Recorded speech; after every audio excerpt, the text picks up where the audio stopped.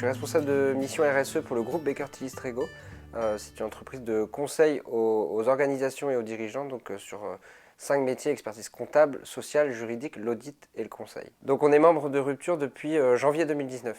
Les enjeux sur cette comptabilité en triple capital, en triple empreinte, on entend plusieurs noms, ils sont nombreux. Alors notamment nous, en tant que profession du chiffre, on a aussi une responsabilité de faire évoluer ces méthodologies-là. Aujourd'hui, globalement et en quelques mots, ce qui est reproché à la comptabilité, c'est de ne pas révéler la réalité des activités des entreprises. En effet, la comptabilité, dans un premier temps, souvent, elle met en avant la valeur qui est créée pour les actionnaires. Elle ne met pas en avant la valeur qui est créée pour les parties prenantes. Également, on se concentre d'un point de vue économique et financier et on loupe toutes les externalités, notamment sociales et environnementales des entreprises. Donc il y a quelques questionnements depuis, on va dire, ce début du siècle sur la comptabilité. Il faut la faire évoluer. Donc déjà, en tant que profession du chiffre, à nous de soutenir, d'innover et de développer ces méthodologies-là. Et puis deuxièmement, je dirais le deuxième motif, c'est qu'avant d'expliquer à nos clients, avant de vouloir ramener de la performance durable chez nos clients, la première chose, c'est avec un peu d'humilité de se l'appliquer aussi à soi-même. Donc on a aussi fait l'exercice chez nous et dans le même temps, on a intégré le groupe d'expérimentation de chez Rupture. La prise de conscience, elle vient également du fait que dès lors qu'on est engagé dans une démarche RSE, qu'on est assez avancé, souvent on cherche à mesurer. On cherche à pouvoir aussi s'améliorer d'année en année, donc d'avoir un peu des références. Et jusque-là, notamment chez Baker Tilly Strego, on était beaucoup et on reposait beaucoup sur des données dites extra-financières. On avait des pourcentages d'écarts salariaux, on avait des kilowattheures d'énergie, des tonnes de CO2, des litres d'eau. On ne compare pas des choux et des carottes. Donc il devient complexe de pouvoir vraiment mettre en perspective cette performance sociale et environnementale avec une performance économique. Donc l'objectif, c'est vraiment de pouvoir comparer les deux. Et donc c'est pour ça qu'on vient aussi utiliser l'euro comme dénominateur commun pour pouvoir à un moment mettre en perspective une performance économique, sociale et environnementale. Ce qu'il faut aussi retenir sur ces méthodes-là, il faut retenir que je pense que la comptabilité économique et financière, elle a à peu près 10 siècles, voire plus de R&D et d'innovation, alors que la comptabilité, on va dire, environnementale, elle est beaucoup plus récente que ça, donc elle a encore beaucoup à progresser dans les méthodologies, dans les données utilisées, etc.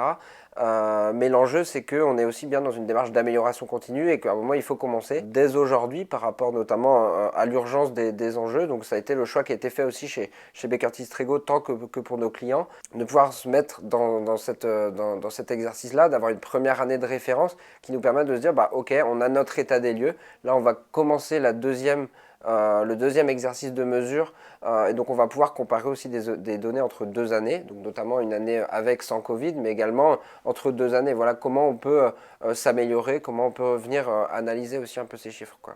Une fois qu'on a fait ça, on peut pas justifier d'un engagement beaucoup plus intense. On a juste fait l'état des lieux.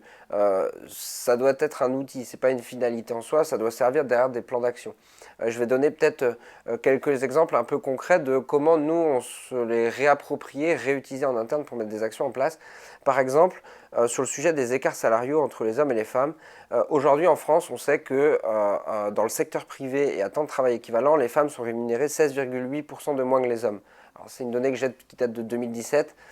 Mais elle n'est pas tout à fait fausse et elle reste d'actualité.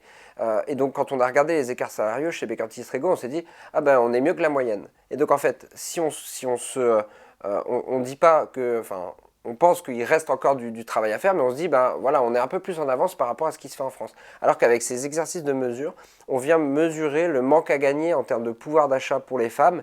Et en fait, on reprend une deuxième claque. On se dit, mais en fait, on pensait être plutôt dans la bonne voie, et puis en fait, ça nous montre plutôt le chemin qui reste à faire. Et donc ça, c'est vraiment intéressant parce que ça vient d'un point de vue objectif et chiffré, éclairer un peu tout ça. Et aujourd'hui, chez Baker Tilly Strego, on a un accord qui a été signé, notamment sur l'égalité professionnelle entre les hommes et les femmes, et qui concerne la rémunération, la promotion, les conditions d'embauche, l'équilibre vie pro, vie perso. Et donc tout ça, ça vient aussi à nourrir cet axe de progrès sur l'égalité professionnelle entre les hommes et les femmes. Donc ça, c'est un exemple. J'en ai d'autres. Nous, notre principal enjeu sur l'environnement, c'est les émissions de gaz à effet de serre. On a complété en fait cet exercice de comptabilité triple avec un bilan d'émissions de gaz à effet de serre un peu plus exhaustif et plus détaillé. Notamment, on a fait un bilan d'émissions de gaz à effet de serre bureau par bureau. On a 50 bureaux aujourd'hui chez Baker Tilly Trego. On a fait 50 bilans carbone. Et donc ça, cet exercice-là nous apporte un peu plus de précision que l'exercice un peu macro qu'on avait fait sur l'entreprise et donc permet d'avoir des plans d'action qui sont un peu plus ciblés, bureau par bureau, en fonction des enjeux qui se trouvent sur l'énergie, sur les achats, sur les déplacements, sur les immobilisations, etc. quoi. Donc j'ai essayé de donner là 2 exemples un peu de traduction de comment on peut se le réapproprier en interne, quoi. Ça donne aussi honnêtement une meilleure lisibilité vraiment des impacts économiques, sociaux et environnementaux de l'entreprise. On a vraiment une vue à 360 et ça permet quand on prend une décision aussi, d'éclairer un peu plus les prises de décision. On n'a pas un seul prisme qui est par exemple et souvent juste économique. Ça permet de se dire ok, mais là au moins on a des éléments un peu chiffrés pour prendre une décision et prendre ces enjeux-là en compte. Parce que quand on dit qu'on veut répondre aux enjeux d'un développement durable, des enjeux sociaux et environnementaux, ok, mais il faut rentrer un peu plus dans le détail, quoi, et parler notamment un peu plus concrètement. Donc je trouve que ça permet d'éclairer vraiment les prises de décision dans l'entreprise, quoi. Aujourd'hui, on repart déjà chez nous en interne, on repart sur un deuxième exercice. Donc ce que je disais également auparavant, de pouvoir continuer, on parlait d'amélioration continue, ben voilà, cet exercice on va le faire tous les ans pour pouvoir comparer, se mesurer, améliorer la collecte de données, améliorer aussi la lisibilité et la compréhension de ces modèles, etc. On est également en train d'utiliser une plateforme qui s'appelle Goodwill Digital et qui nous permet d'avoir ce modèle de calcul en ligne, qui nous permet aussi de pouvoir s'interfacer pour automatiser aussi des collectes de données, etc. Donc c'est des choses qu'on est en train de développer, tant pour nous, pour l'utiliser en interne, que pour nos clients, parce qu'on pense qu'effectivement, amener de la performance économique chez nos clients, ça ne suffit plus. La performance, elle doit être également durable, elle doit être sociale, environnementale. J'entends souvent dire chez Strego qu'on ne pilote que ce qu'on mesure. Effectivement, je pense que tout dirigeant, toute entreprise qui souhaite s'intéresser à ces impacts, ces externalités sociales et environnementales, c'est de démarrer par un bilan peut-être un peu plus chiffré, un peu plus objectif, pour avoir ce fameux état des lieux, cette fameuse prise de conscience et un peu cette année de référence pour pouvoir derrière avoir des plans d'action qui sont pertinents, impactant et vraiment significatif en termes de réduction de l'impact environnemental et d'augmentation de l'impact social, par exemple. C'est presque comme si on mettait des lunettes à un dirigeant et qu'il voyait son entreprise, son activité d'une autre manière. Et puis c'est aussi chacun à son niveau, on fait aussi avec les données qui sont disponibles dans l'entreprise, etc. Donc l'idée quand on parle d'amélioration continue, c'est vraiment d'y aller pas à pas.